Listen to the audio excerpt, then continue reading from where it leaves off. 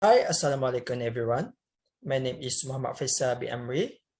So I'm going to start with summary. Leisure shopping has become a global phenomenon over the last 20 years. Leisure shopping, or buying things for pleasure, is a major element of the global tourism market today.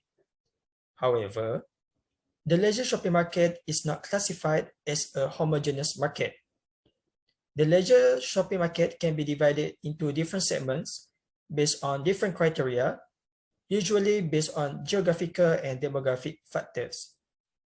It can also be segmented in terms of its seasonality built around events such as sale periods and shopping festivals. Now, let's take a look at discussion points and essay questions. First, we are going to discuss the reasons why leisure shopping has grown dramatically over the past 20 years.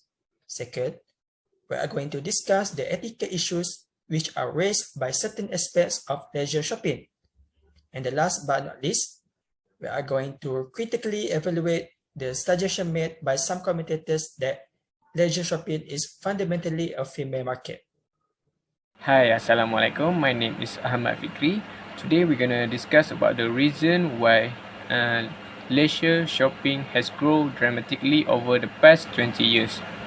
My first point is traveler further in magazine and newspaper. Magazine and newspaper also tend to focus a lot attention on leisure shopping.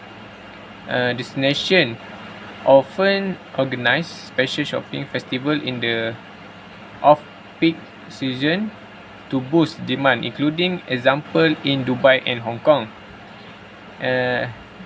This make it easier for traveler to get latest information and make it easier to find suitable place for shopping. Now, let's move to the next slide. Now, we're gonna talk about the second part from the leisure shopping. As a leisure tourism has grown, so to have the source of advice available for tourists concerning leisure shopping opportunities in destination, there are specialist guidebook on leisure shopping on particular cities, often also giving advice on where to stay and eat. Most of these guides are mainstream, but very often include detail of quickie and usual retail outlet as well. More traditional guidebook to destination as a whole, such as Further Former Lonely Planet, Times Out, and so on, tend to offer a lot of advice about where to shop. Let's move to the next slide. We're gonna discuss about the third part. The third part is a shopping tour. In many cities, tourists can now take organized shopping tour. For example, in New York, tours are available to food shop and clothing shop, as well as street to out of town shopping complex such as the Woodbury common factory outlets. Leisure shopping malls have almost developed into mini destination in their own right. Multi-development complex and food court in many countries have become day trip destination. And the last but not least is improvement in terms of technology. Technology improvement means any improvement, enhancement, advancements, updated, revision, change or modification, regardless or whether a patent can be obtained. Therefore, nowadays technology is also one of the group factor of leisure shopping in the world, such as a smartphone. This market it easier for tourists to find information accurately and clearly. In addition, it can also be used for online shopping. That's all for me. Thank you. Now, let's move on to the etiquette issues which are raised by certain aspects of leisure shopping. So these are the etiquette issues which are raised by certain aspects of leisure shopping. First is shop for profit, or in other words, buy things with the intention of taking them home to sell. Sometimes this such of tourists may exceed the legal limit on purchasing certain goods, such as alcohol or tobacco, to the point where they are engaging in smuggling. Smuggling of goods is often conducted to avoid excise taxes through legal cross-border shopping. Legal cross-border shopping involves the purchase of cigarettes for personal use in a neighboring lower tax jurisdiction at a price that includes all relevant local taxes. Smugglers make profit by purchasing tobacco products in low-price markets and reselling them in markets where prices are higher. Second ethical issues is buy illegal souvenirs. As example, Asian artifacts or items made from endangered animals. The illegal wildlife trade is estimated to be worth billions of dollars each year. Why? A large part of this trade is controlled by criminal gangs. Much is also perpetrated by the hundreds of millions of people who go on foreign holidays each year and unwittingly buy souvenirs made from endangered species. Unfortunately, souvenirs made from endangered species are often very openly sold in foreign resorts, so it can be hard for tourists to imagine they are doing any harm. Items from endangered species that are commonly on sale include ivory, reptile skins, furs, and some corals and seashells. It is illegal to bring many of these products into the country, while other countries may require complicated permits. Next, as you can see, these are the benefits sought from the leisure shoppers. The first one is the chance to buy a unique and unusual product that is not available elsewhere. Second, to enjoy window shopping. For some people, leisure shopping is a very economical leisure experience. They gain pleasure from looking rather than buying. Third, the opportunity to purchase a product directly from the producer at a lower cost than it would be available in a shop in the person's own area. And the last but not least, leisure shopping can also offer some more fundamental benefits. It is often the core attraction of trips made by people who are depressed, or known as depression shopping. The depression shopping is becoming more widely recognized as an issue in some parts of Europe.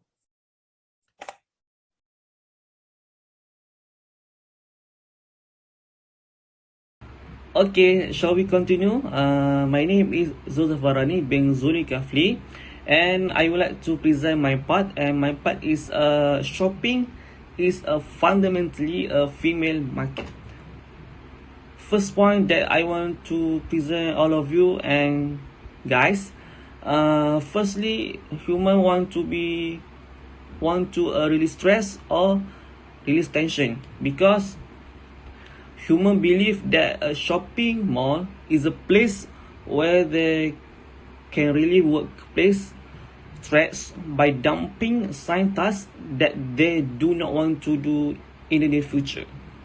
So she can forget about work for a while by going shopping and to more shopping. So furthermore, problems in the workplace occur not only a specific task, but also with coworkers or colleagues, as we have been hearing about since the end of the days. As a result, I strongly support shopping to relieve stress, but it is important to remember that wasteful practices should not to be used every time and whenever stress arises. This will also cause the flow of money to melt quickly, which will have an impact of the cost of living every day, especially if you live in big cities like Kuala Lumpur, Penang, and so on. And it is a fear that it will fall victim to condition known as a urban poor. Okay, next slide. Alright, the next point is human like to self-care, especially for their skin to facial or for a facial skin. This is due to the fact that humans enjoy pampering or rejuvenating their skin, particularly their facial skin, in order to avoid wrinkles at a young age, acne, pore spots, and other issues. Furthermore, it is said that a human's face is the most important asset in her life, and the occasional breakout face does not want to leave the house because girls or human still is have a insecure to public and everyone because their face is breakout, so she must have a feel too insecure to face their public. As a result, it is not surprising that humans frequent stores such as Watsons, Guardians, and others to obtain products for their faces. As a result, I strongly believe that self-care practices such as facial skincare are one of the most important factors in a human being labeled in a shopaholic. Okay, the next point, the next slide. So the last point is human have a habit. This is due to the fact that shopping is also a habit for human. Even if the item is trivial and they still want to buy it. Furthermore, if there is an offer, a discount or promotion, a product will undoubtedly sell quickly, although they buy without a specific purpose in mind. There will come a time when we realize there is a use for it. As a result, this habit will undoubtedly be required at the time, and it still has both positive and negative aspects, and only we, she, or human angles can control over this situation so that it does not have to repercussions in the future. So that's all from me for the point. So in my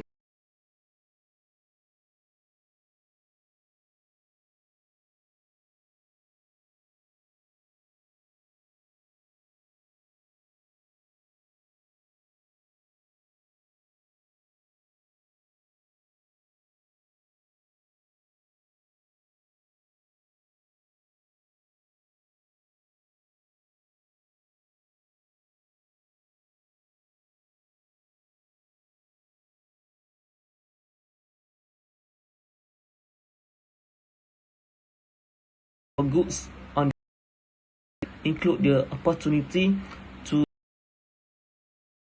goods and services, compare the prices offered by various shops, read reviews made by customers who have purchased the same goods or service, order and pay for them and have them delivered, all from the comfort of one's home. Other attractions include the cooling off period, which applies to most online purchases, discounts, promotions, and freedom from being pressured by a salesperson into buy expensive, in bracket, sometimes unwanted, extended warranties. In other words, customers are attracted to online shopping not only because of the high level of convenience, but also because the broader selection, competitive pricing, and greater access to information. In comparison with conventional or virtual online shopping is improved by providing additional product information such as relative products and services, the choice of alternatives and attributes of each alternative, a choice as well as the reviews and comments by those who have both or use those goods. This equips the buyer with more information to make a more informed decision. I think is all to my present. So that's all from us. Thank you. Stay safe.